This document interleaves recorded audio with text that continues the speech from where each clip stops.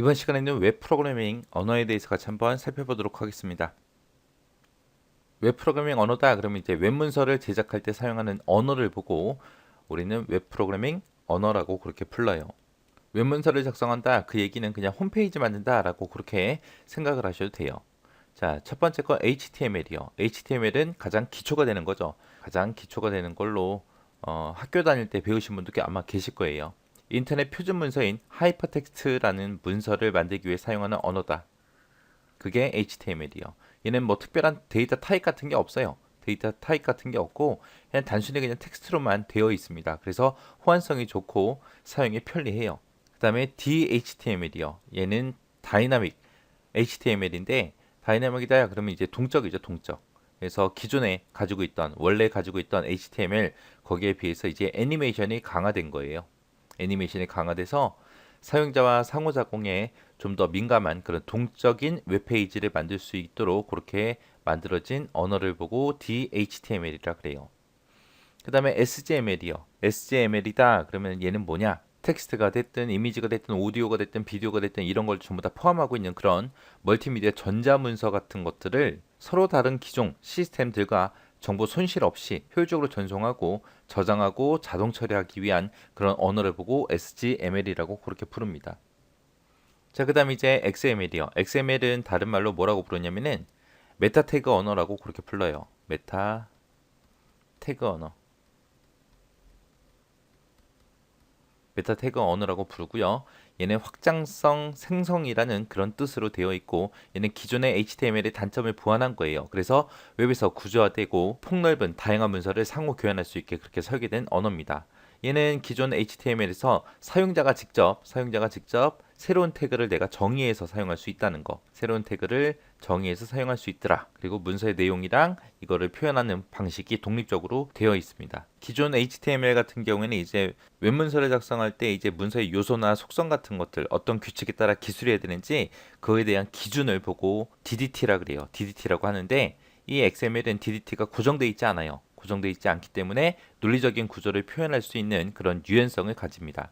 그리고 콘텐츠에 대해서 정확히 선언할 수 있도록 그렇게 도와주고 그리고 여러 가지 플랫폼에서 이제 의미 있는 검색 결과가 잘 나올 수 있게 그렇게 사용할 수 있는 게 XML이에요.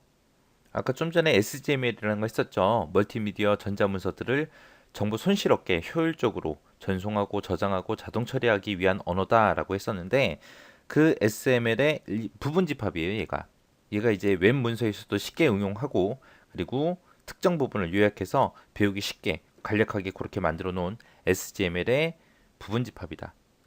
SGML의 부분 집합이다.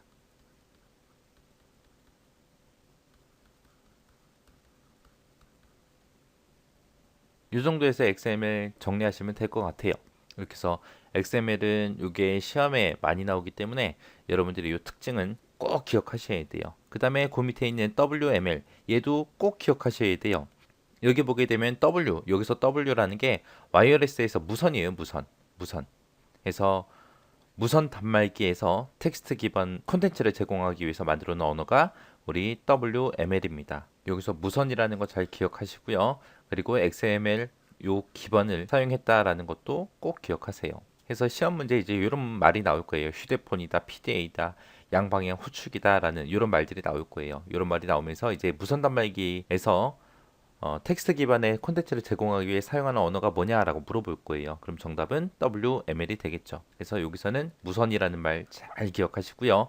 XML을 기반으로 했다라는 것도 잘 기억하세요. 그 다음에 이제 UML이요. UML은 모델링 언어라고 해요. 모델링 언어의 표준화를 위해서 만들어 놓은 언어가 UML이다.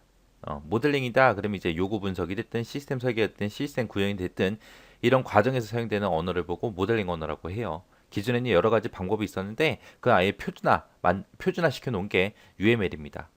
얘는 이제 모델링에 대해서 이제 표현력이 강하고요. 비교적 모순이 적은 그런 논리적 표기법을 가지고 있는 그런 언어예요. 그다음에 이제 VRML이라는 언어가 있습니다. 얘는 가상현실 모델링 언어라는 뜻이에요. 가상현실의 가상. 그래서 3차원 가상 공간을 표현해 줘요. 그 다음에 ASP요. ASP는 마이크로소프트사에서 만들었거든요. 그래서 마이크로소프트사에서 만들어 놓은 윈도우 계열에서만 수행할 수 있습니다. 수행할 수 있는 그런 언어예요.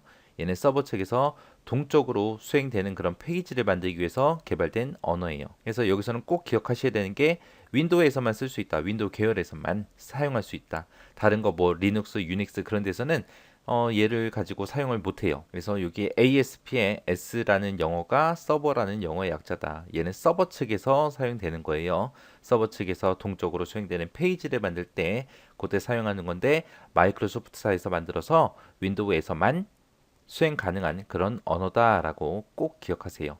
얘도 자주 나와요. 그 다음에 이제 JSP요. JSP라는 것도 방금 했던 ASP처럼 중간에 있는 요 S가 서버입니다. 서버. 그래서 얘를 자바로 만들어진 서버 스크립트를 보고 우리가 JSP라고 부르고요.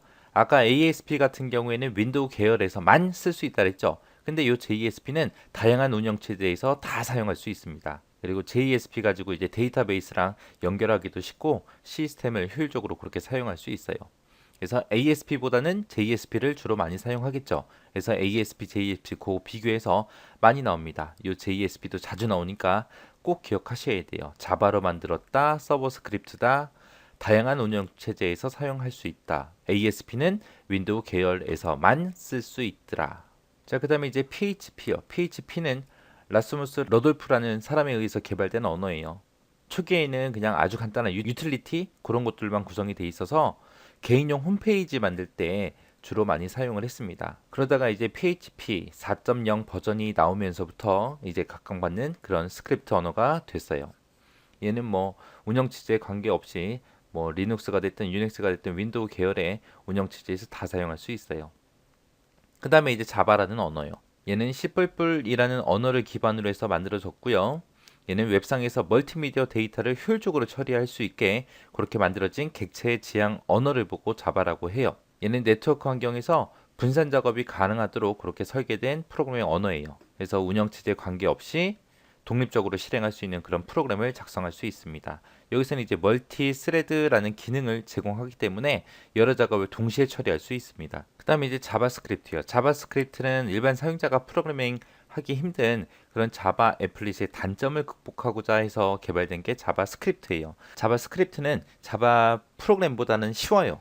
클래스가 아예 존재하지 않고 변수 선언할 필요도 없습니다. 해서 좀 더 사용하기 좋게 자바라는 프로그램을 좀 더 편리하게 쓸 수 있게 만들어 놓은 게 자바스크립트요. 그냥 자바 프로그램 가지고 뭔가 프로그램을 내가 개발을 하게 되면 컴파일러라는 번역기로 내가 번역을 해줘야 되는데 이 자바스크립트는 소스가 HTML 문서에 포함이 돼요.